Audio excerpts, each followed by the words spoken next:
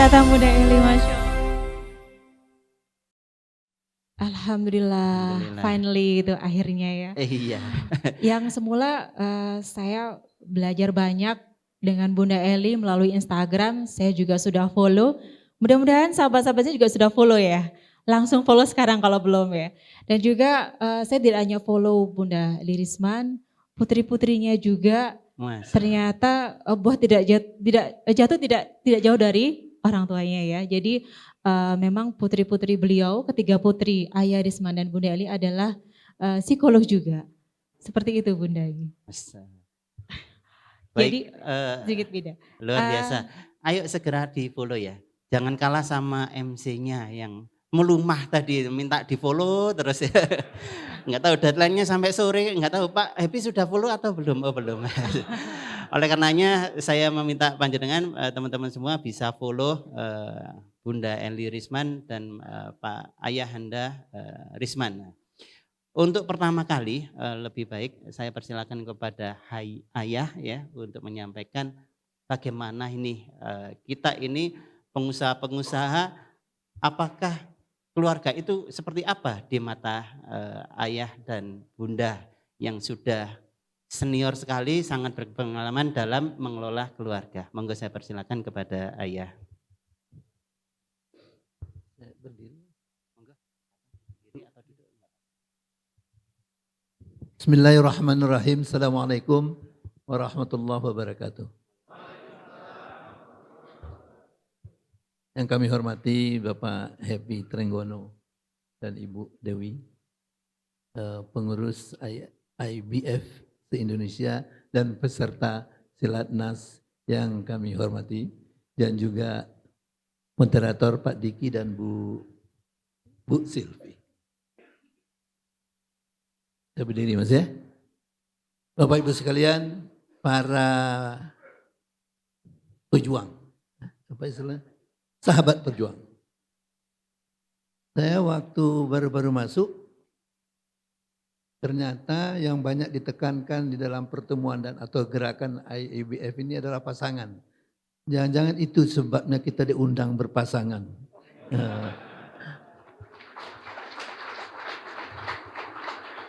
Tapi yang menggetarkan saya adalah waktu ditanya oleh Mas yang baju kuning di bawah tadi, sudah berapa tahun Ibu kawin katanya. Bapak berumah tangga katanya kan. Semuanya jauh di bawah kami. Dan yang paling tua dalam ruangan ini Pak Happy adalah kami berdua. Kami sudah berkeluarga sudah 47 tahun. Jadi saya nggak berani berteori scientifically, tapi kami mungkin lebih banyak menceritakan bagaimana pengalaman alunan badai yang menerpa keluarga kami. Begitu jadi ya. Dan yang kami tak lupakan adalah undangan ini suatu kehormatan bagi kami. Dan banyak saya coba kulik di Google Pak Happy tentang IABF ini. Luar biasa Kak. Kami datang berguru sebenarnya di sini. Bukan sharing lah ya. Luar biasa dikarenakan kami melihat di dalam keluarga besar IABF ini Allah itu dihidupkan di sini.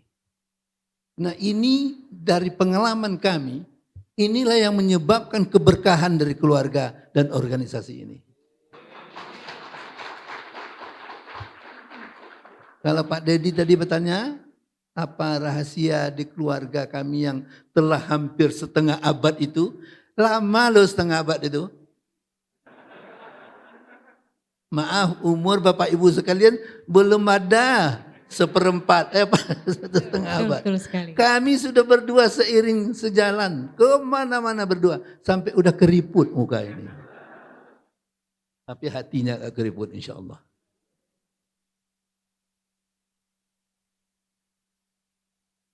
Yang menggetarkan hati saya yang kedua Pak Happy. adalah undangan. Undangan yang menerangkan judul presentasi kami. Saya lama termenung membaca undangan ini. Dengan tema yang paling menarik yaitu satu visi, satu hati, dan satu arah. Masya Allah, saya sampai bingung apa ini sebenarnya. Tapi setelah saya baca-baca, dapat informasi dari kawan-kawan IABF ini, ternyata bukan saja menghadirkan Allah di dalam pergerakan dan gerakannya, tetapi menghadirkan hati dalam kesuksesannya. Pengalaman saya, pengalaman hidup, bahwa hati dan Allah itu luar biasa. Jangan pernah lupakan.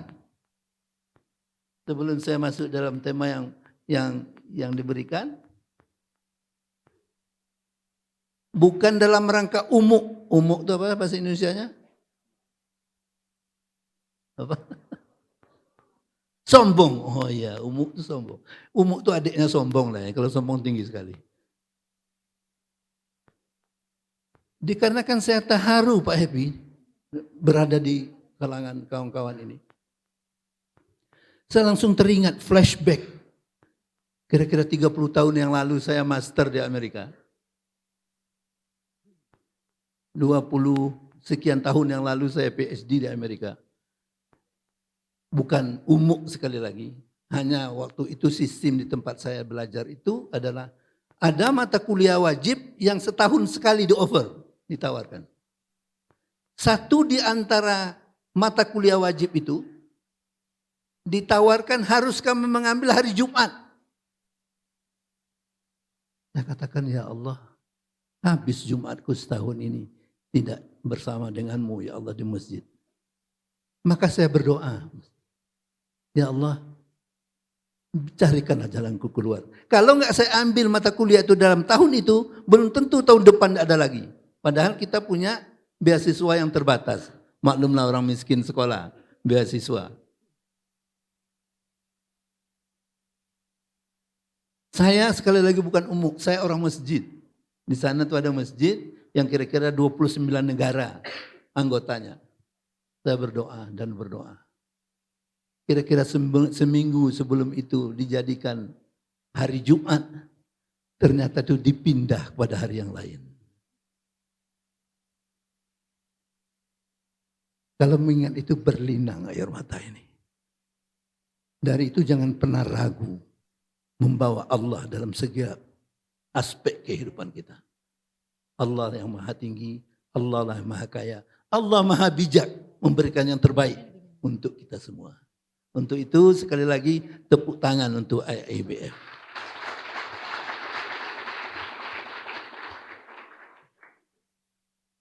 Hati yang tulus. Pepatah Arab ada mengatakan, sesuatu min qalbi akan arrive juga, akan sampai juga pada hati. Sesuatu yang diucapkan dari mulut saja, dia hanya sampai bersinggah di telinga, tidak sampai ke hati. Tidak akan kekal, hanya cantik sesaat, tapi tidak lama, dia akan gugur dengan sendirinya. Hati itu adalah elemen dasar dalam setiap pergerakan, apalagi bisnis. Hati itu akan mengekalkan hasil. Dan ini berdasarkan pengalaman bahwa pada suatu kali saya pernah dulu waktu masih muda ini masih agak gagah sedikit, bukan kayak sekarang. Ini bukan umuk lagi, hanya menceritakan bagaimana pengalaman, mudah-mudahan ada manfaatnya Pak Diki ya. Boleh ya Pak? Waktu saya masih muda saya pernah jadi pramugara.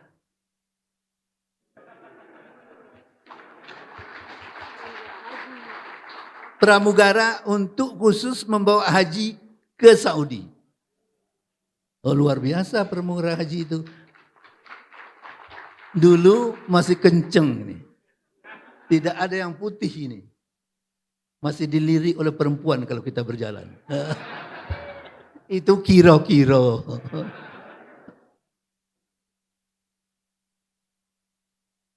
Setiap musim haji, saya sempat 4-5 tahun. Setiap musim haji, setelah jamaah haji semua berada di Mekah, kami diberikan oleh perusahaan untuk pergi ke negara mana saja di Eropa, free. Tapi saya, sekali lagi, na'udzubillah bukan umum. Hanya ingin sharing bagaimana kita mengutamakan Allah itu. Saya pergi ke Ka'bah. Jadi terharu. Saya ke Ka'bah, saya mengatakan kepada Allah, ya Allah, aku memilih kamu. Tidak ke Eropa. Aku belum pernah ke Eropa.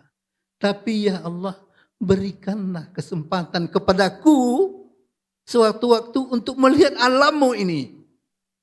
Dan itu setiap tahun. Dan kawan-kawan yang kembali dari Eropa itu bercerita begini Spanyol, begini Inggris. Zaman itu Pak Happy masih zaman dulu sudah lama sekali. Setiap tahun tergetar hati ini mendengarkan cerita itu. Tapi saya tetap kembali ke Ka'bah. Ya Allah, aku pilih kamu. Bukan memilih dunia yang kau ciptakan. Nah ternyata Bapak Ibu sekalian, Allah itu akan bayar cash, kontan.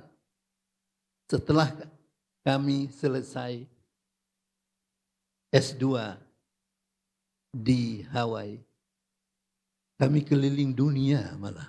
Bukan hanya melihat Eropa, tapi melihat negara-negara lain di luar Eropa. Artinya saya ceritakan ini adalah begitu pentingnya Allah dan hati ini. Sertakan di dalam kehidupan. Sertakan dalam setiap detik kehidupan kita.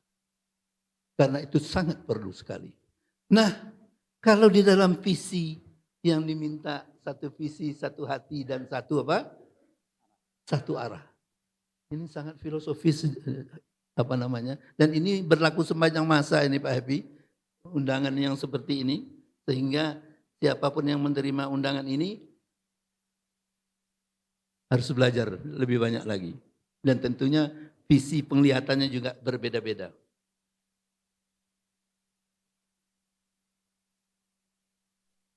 Bapak Ibu sekalian, di dalam visi ini tentunya barangkali ini keinginan antara lain oleh orang tua ini apa sih visi kehidupannya atau bagaimana sih mengarahkan visi dan hati ini dalam satu arah untuk kehidupan keluarga yang bahagia ini. Kami dulu, boleh cerita Mas? Ternyata visi itu harus kita bikin, harus kita buat sewaktu kita baru nikah. Harus ada agreement between us. Apa sih yang kamu kita capai? Dan visi keluarga berikutnya harus derive, harus berasal dari visi kita berdua untuk ada kesepakatan bagaimana sih untuk menciptakan keluarga berikutnya di dalam kehidupan suami istri ini. Jadi visi kami itu selalulah mencoba untuk setiap langkah, setiap keinginan itu menyertakan Allah di sana. Sehingga waktu saya, ini maaf bercerita pribadi lagi, pengalaman. Sewaktu saya tahun 84, banyak yang belum lahir ya. Kalau baru lahir, tak apusi ya iso wae lho ya, orang ngerti apa-apa.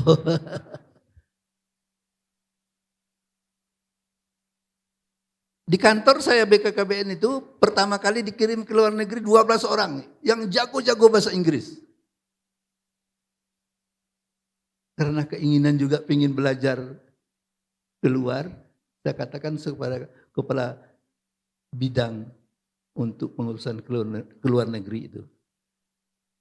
Saya boleh ikut enggak Pak? Kamu enggak bisa ikut. Kenapa? Orang itu bahasa Inggrisnya wes dadi, sudah jadi bahasa Inggrisnya. Kamu nggak bisa apa-apa. 3 hari berturut-turut, akhirnya bosan dia. Ditulislah secari kertas, karena waktu itu adalah beasiswa itu dari USAID yang sudah dibubarkan oleh Trump sekarang. Dibikin kertas. Kalau memang kamu berminat sekali, bawa kertas ini untuk tes di kedutaan Amerika. Bapak Ibu sekalian, saya ambil tes itu karena nggak pernah dapat kursus bahasa Inggris di luar. 1 poin di atas rata-rata untuk lulus. Dan begitu seterusnya.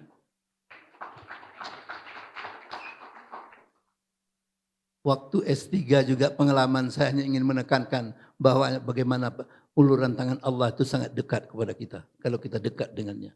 Waktu S3 nggak sanggup kita untuk belajar ke Amerika itu tanpa uang sendiri.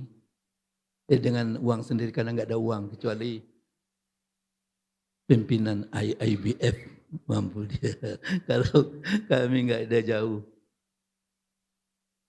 Di antara 80-an master yang berkompetisi untuk mendapatkan 5 beasiswa untuk PhD program, saya berdoalah kepada Allah, ya Allah, kalau ini bagus untukku, tolonglah luluskan aku ini. Ternyata Allah itu boten sari dia. Enggak pernah tidur dia. Dan dia mendengarkan doa saya. Saya diambil 1 di antara 5 peserta yang untuk bisa melanjutkan S3 di luar negeri. Bapak Ibu sekalian, pejuang keluarga, sahabat pejuang yang saya muliakan. Cerita itu bukan untuk sombong, cerita itu hanya untuk mengingatkan, ini kan level anak-anak saya, adik-adik saya semua. Bahwa tolonglah dalam setiap aspek kehidupan itu kita sertakan Allah dan hati di sana. Karena itu akan kekal dan akan berbuah abadi dan akan dikenang orang. Di samping itu juga itu akan menjadi amal jariah kita masing-masing. Saya di dalam perjalanan dari airport kemari dengan Mas Nuri dan Mbak Kiki itu diceritakan banyak. Dan mereka itu adalah orang-orang muda sebaya anak-anak kami. Bahwa bagaimana IABF ini menyertakan hati Allah dalam setiap gerakannya.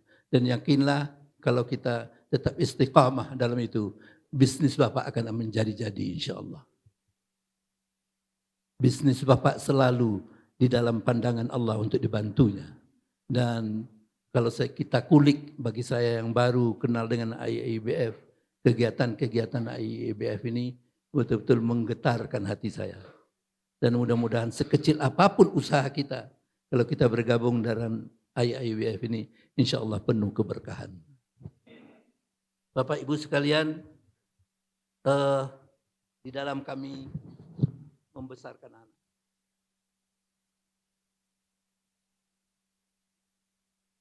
Kami berdua ini adalah anak piatu. Kalau saya yatim piatu, lebih ngeri lagi, yatim piatu. Saya hanya ingin berpesan kepada kita semuanya bahwa apapun yang kita lakukan kepada anak, lakukanlah dengan hati, karena dia akan berbuah lama. Sebarkanlah benih kebaikan itu dengan ikhlas, dengan hati, karena dia akan berbuah dan bermanfaat panjang. Kalau tidak sia-sia, hanya sesaat semarak, setelah itu rontok tidak berbekas. Saya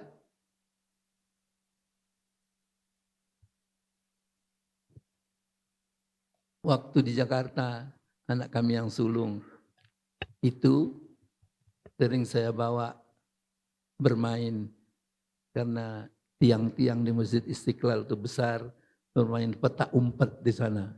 Dan sering saya bawa dengan Honda tua saya itu, dengan jaket yang kepayalannya keluar dari jaket saya untuk bermain-main di Ancol. Dan saya selalu mengkhususkan waktu untuk anak-anak dan juga dengan istri saya dalam memberikan kasih sayang yang tanpa batas dalam tanda kutip kepada anak-anak. Tetapi tetap bersendikan apa yang dikatakan oleh Rasul dalam mendidik anak-anak. dan bagaimana kita cara menyayangi anak-anak. Waktu Rasulullah SAW menyuruh Anas, sahabatnya, suatu tempat dan tidak kembali-kembali. Disusul oleh Rasul, ternyata Anas lagi bermain. Kalau kita emosional pasti kita marah. Tapi Rasul menepuk-nepuk pundaknya, mengajak pulang. Dan itu berkesan rupanya terhadap anak. Di dalam salah satu podcast, saya juga terharu, Bapak Ibu sekalian. Salah seorang anak kami jadikan narasumber. Disangkanya saya enggak mendengar. Saya mendengar setelah itu. Dikarenakan Bapak Ibu sekalian, ayah itu adalah cinta pertama untuk anak perempuannya. Jadi bagi punya anak perempuan, oh Pak Happy dan Bu Dewi tahu persis itu, punya anak perempuan 3, kami juga punya 3. Cinta pertamanya itu adalah ayahnya, jangan kecewakan mereka. Tapi dalam kaidah-kaidah pembesaran untuk tumbuh mereka dengan baik, bukan penuh dengan kemanjaan. Kalau anak-anak dididik dengan kemanjaan, itu dari Harvard University penelitiannya mengatakan bahwa anak-anak itu dengan kemanjaannya itu tidak akan pernah sukses di bumi. Anak-anak yang selalu diberikan tugas di rumah, dia itu akan sukses. Itu hasil penelitian longitudinal study, jangka panjang, sudah 67 tahun study itu. Mengatakan bahwa anak-anak yang dimanja, dia tidak pernah akan jadi anggota-anggota IBF mungkin.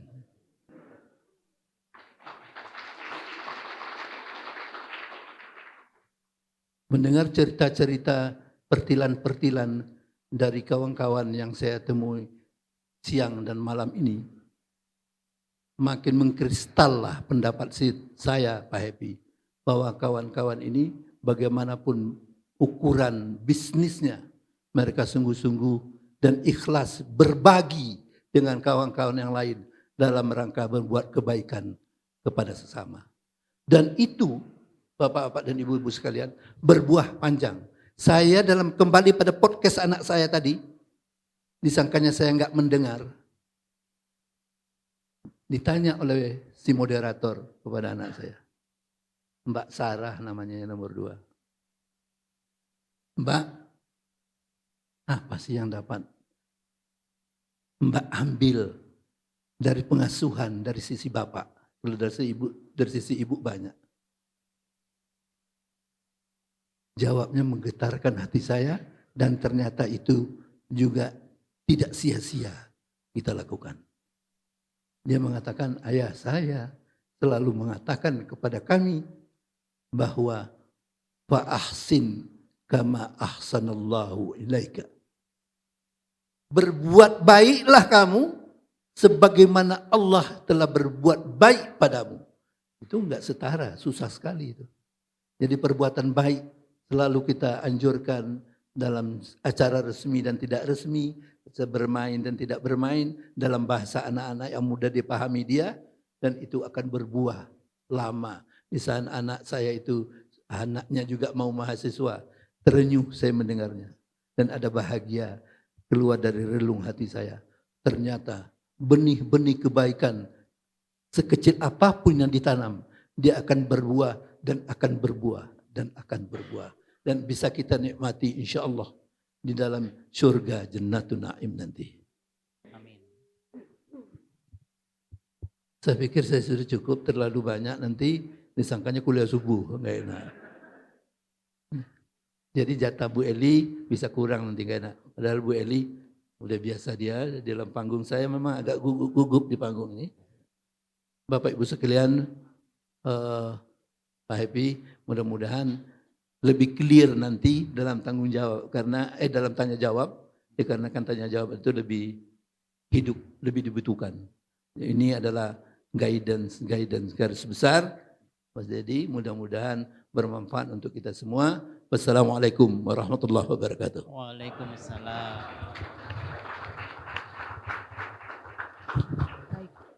Saya kasih, Ayah melihat Ayah Risman meneteskan air mata.